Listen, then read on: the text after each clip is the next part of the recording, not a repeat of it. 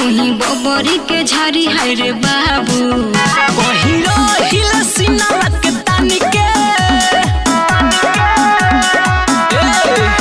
कहीं रहिल सिनवा के तानी के, लोग जाने ला पावर को हरान के, लोग जाने ला पावर को हरान के। कोई बात कहो अपना जुबान के, लोग जाने ला पावर को हरान के, लोग जाने ला पावर को हरान के।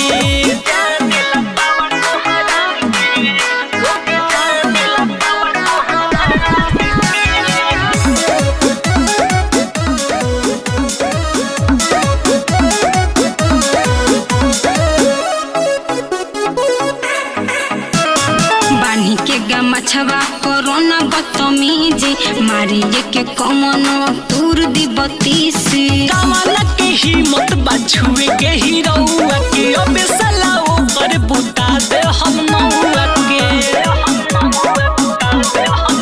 हम होई सब खिना मीठा पानी के, हम होई सब खिना मीठा पानी के। लोग जाने ला पावर को हरान के, लोग जाने ला पावर को हरान के।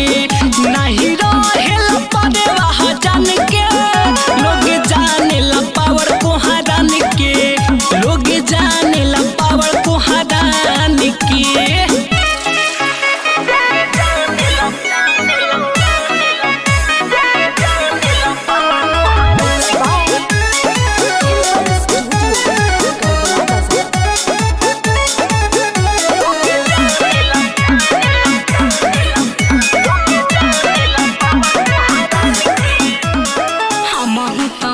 को हरान के दीवानी, मोछिए पर रहे तब चले खानदानी। लोग जाने ला पावर को हरान के, लोग जाने ला पावर को हरान के।